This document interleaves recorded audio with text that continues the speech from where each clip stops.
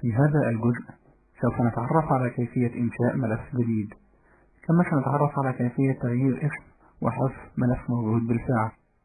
ولإنشاء ملف جديد داخل المجلد الحالي نفتح القائمة المسجلة فايل، ومنها القائمة الفرعية نيو، وتظهر قائمة بالعناصر التي يمكن إنشاؤها، أو نقوم بالضغط بمفتاح الماوس الأيمن في أي مساحة خالية داخل هذا الجزء.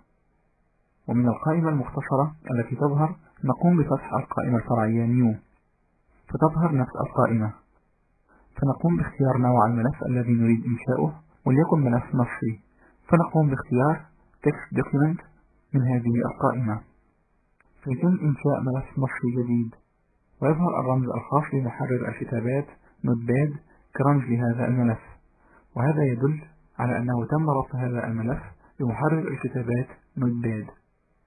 كما نلاحظ أن اسم الملف المختار داخل مستطيل بحيث يمكننا تعديله، فنقوم بإدخال اسم لهذا الملف أو نقوم بترك الاسم الافتراضي له كما هو، ونضغط في أي موضع خارج هذا المستطيل فيظهر اسم الملف بجانب الرمز الخاص به، كما يظهر وصف لهذا الملف وحجمه أسفل هذا الاسم.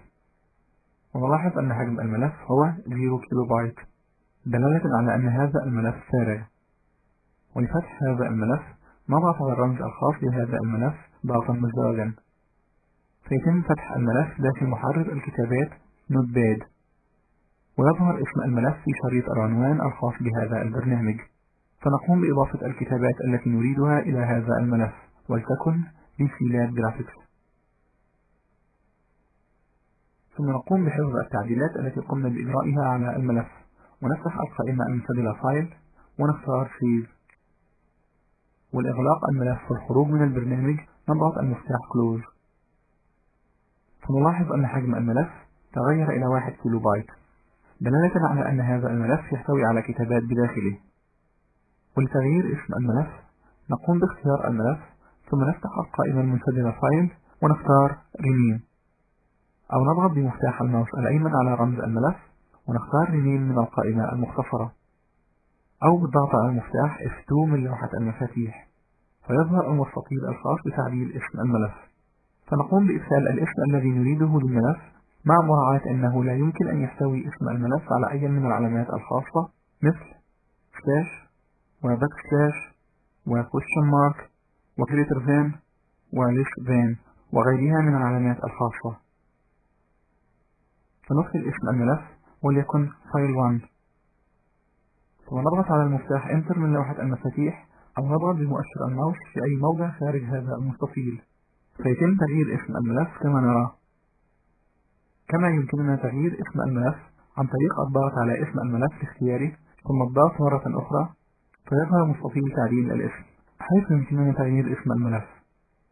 ولحذف الملف الذي قمنا بإنشائه نضغط على هذا الملف الاختياري، ثم نفتح القائمة فايل ونختار ديليت، أو نضغط بمفتاح الماوس الأيمن على رمز الملف ونختار ديليت من القائمة المختصرة، أو نضغط على المفتاح ديليت من لوحة المفاتيح، فتظهر رسالة لتأكيد عملية الحذف، فنضغط يس لتأكيد عملية الحذف، فيتم حذف الملف كما نرى. وفي واقع الأمر فإنه عند استخدام الأمر ديليت لحذف الملفات فإنه لا يتم حذف الملفات نهائيا، ولكن يتم نقل هذه الملفات إلى سلة المهملات السايكل بن، حيث يمكن استعادة هذه الملفات إذا أردنا ذلك. فبالضغط المزدوج على الرمز ريسايكل بن نلاحظ ظهور الملف فايل 1 الذي قمنا بحذفه داخل هذه النافذة، وهذا يعني أن هذا الملف ما زال يحتل مساحة من القرص الصلب، حيث أنه لم يتم حذفه تماما، بل تم نقله فقط إلى سلة المهملات. ويمكننا حذف الملف تماما باختيار الملف ثم فتح القائمة المسجلة فايل واختيار ديليت. كما يمكن استرداد الملف مرة أخرى إلى موضعه الأصلي بفتح القائمة فايل واختيار ريستور. فنلاحظ اختفاء الملف من هذا الجزء، وبالانتقال إلى النافذة السابقة مرة أخرى نلاحظ أنه تم استعادة الملف في نفس موضعه. ويمكن حذف الملف تماما في خطوة واحدة بدون نقله إلى سلة المهملات، وذلك عن طريق اختيار الملف والضغط على المفاتيح Shift و Delete من لوحة المفاتيح، فتظهر رسالة لتأكيد عملية الحذف. فنضغط على المفتاح Yes فيتم حذف الملف نهائيا، والانتقال إلى النافذة رسالة البن. نلاحظ عدم ظهور الملف الذي قمنا بحذفه، دلالة على أنه قد تم حذفه نهائيا، وبذلك لا يمكن استرداد هذا الملف مرة أخرى، ولهذا فيجب التأكد من عدم احتياجنا لهذه الملفات نهائيا قبل إجراء عملية الحذف باستخدام هذه الطريقة.